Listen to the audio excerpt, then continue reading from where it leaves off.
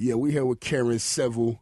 I've been doing this vegan lifestyle. Oh yeah? Yeah, since December. You know, I'm loving it. I'm loving it. You getting your life together. Yeah, I'm doing 90 days. So, and then I'm going to slowly transition back into like meat, maybe like fish, probably no red meat. Transition back. Black and white video for a black and white issue. Shout out to the only vegan ice cream substitute in China that I know of. This is accidentally vegan. This is basically like a popsicle that's made out of mushed up rice and sugar water. Yeah, but no, I'm gonna be much healthier. Like me, I'm not fully vegan yet. I'm on that road, but what I've been doing is like I had some chicken I actually had some Chick-fil-A nuggets a little while ago. Oh, okay. What difference does it make if we eat one more steak? What difference does it make if I eat one more pot of yogurt or one more piece of ice cream that's made out of a cow's tit instead of rice milk? You know, people say, what difference does it make? The difference that it makes is you, homeboy. I'm eating fishes, and even the fish is bad, you know what I mean? Because of the shit that's going on how they farming fish nowadays. Yeah. What I'm doing is I'm trying to slowly, gradually, get out of it. I'm not fully vegan yet. I'm on that road, but probably no red meat. Transition back. Transition back. That's the sound of the police. That's the sound of the beast. That's the sound of the police. That's the sound of the beast. Hey YouTube, what's good? My name's Matt, and I'm posting this cosplay wig fixing video today for 3 reasons. One, based on all the nice Facebook comments I got when I promoted my last video, it seemed like this was an overall message cosplayers and patrons desperately needed to hear in 2019. 2, it gives me extra motivation to knock out a duo of tasks I have been avoiding. And 3, it just kind of gives me an opportunity to really revisit a lot of my previous work from a year ago.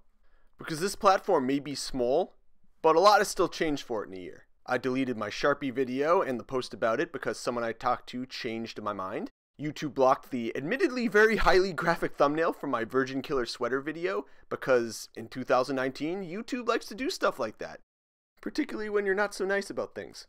Funny enough, if you look at my current list of intact videos, I think we can actually simplify and string them all together in a 10-second soundbite message that kinda sorta really sounds like this. We at Cruelty-free Cosplay, we approve Liquitex, Gorilla Glue, Doug and Melissa, Kiss Nail Products, and LA Colors. In fact, the only company that we've outright condemned on multiple occasions at this point is Got to Be. Short, simple, sweet, done. Now onto our feature presentation. I think I can once again summarize things pretty quickly.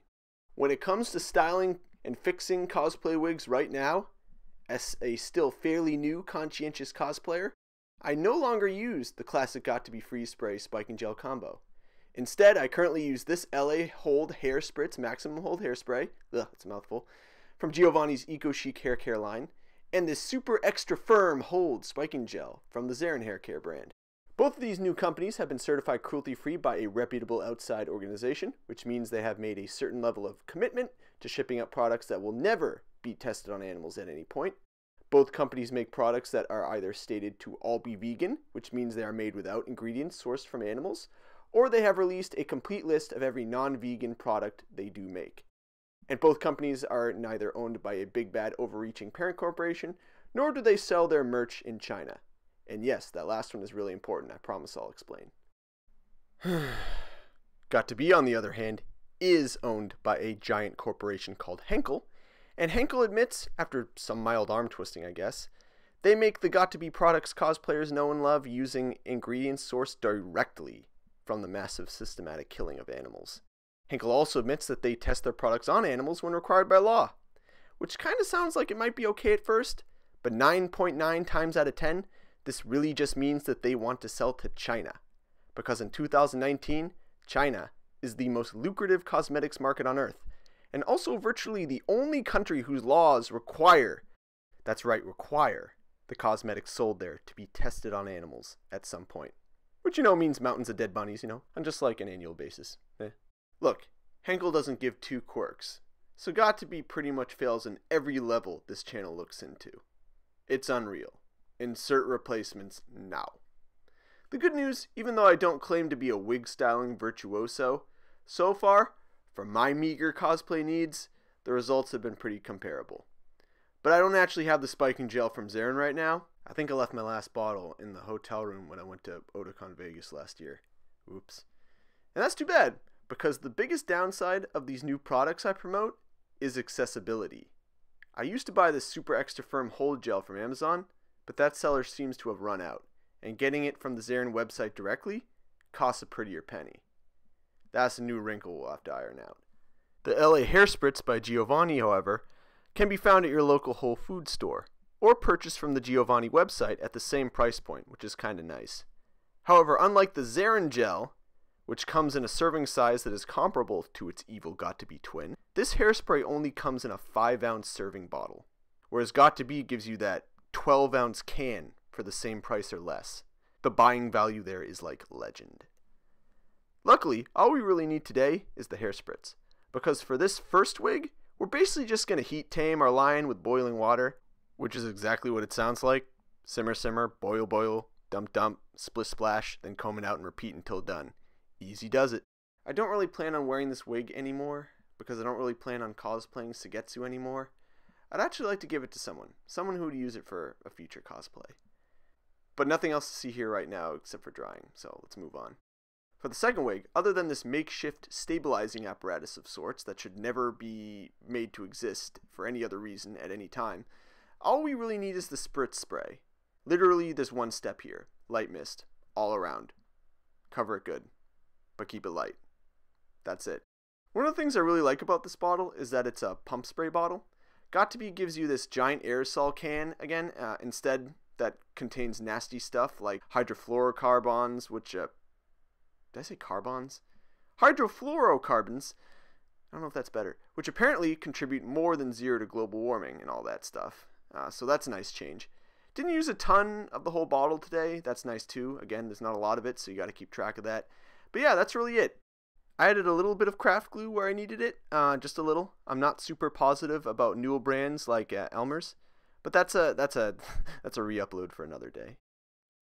It seems like you can ask the question, what difference will one person make, or what difference will 20 people make, or what difference will 200 people make? But that's not the point. The point is the change has to start somewhere, and I'm asking it to start with you. Look, I'm not deluded about the way in which the things I've said about tried and true cosplay methods have been received. Big reason why I made this video at all was because people complained about the last Facebook post I promoted on this topic, saying I wasn't offering any alternatives to Got2b. And that's false. From the beginning, from the start, I have most certainly made an effort to find and offer replacements. To say that I haven't is not true. But look, to say that people have been defensive about this would be an understatement. To say that people have questioned the point of this message, the difference this message can make, whether anyone else even cares about this message, would be an understatement. And I admit, I think the world would be a little better off, a little better of a place if more cosplayers stopped using products that are made from animal slaughter by companies that test on animals. It seems reasonable to me that the relationship between those two things would be linear. Less animal cruelty, more better place. But I don't know for certain the magnitude of this change. I can't know that. But ultimately, I do this. I preach this for another reason. For something I can know. By doing this, by taking it seriously, by not making this something I only try for like a 30-day challenge, by making it something that I learn about and act upon incrementally but permanently over time, that can change who I am. That can change the type of person I am, even if I'm the only one doing it. That change can be measured. It can be measured in hours of research and knowledge acquired, in actions taken. And there are a number of times you decide to stand up and be loud instead of hidden and quiet about this. The change has to start somewhere in order to get anywhere. In 2019, it starts with me. It starts with us. I'm Jack Save for Effort. You're watching Cruelty-free Cosplay, and we're back for a time, I think. People say, what difference does it make? The difference that it makes is you, homeboy. Because after you've been doing this for 5 years or 10 years, you've come to resemble everything you despised. Red Dawn, war porns, rap nasty like porn. Pass on, transform, arm, leg, arm. Supreme head, infrared, we form like Voltron. We form like Voltron, then drop the bomb. Word is born.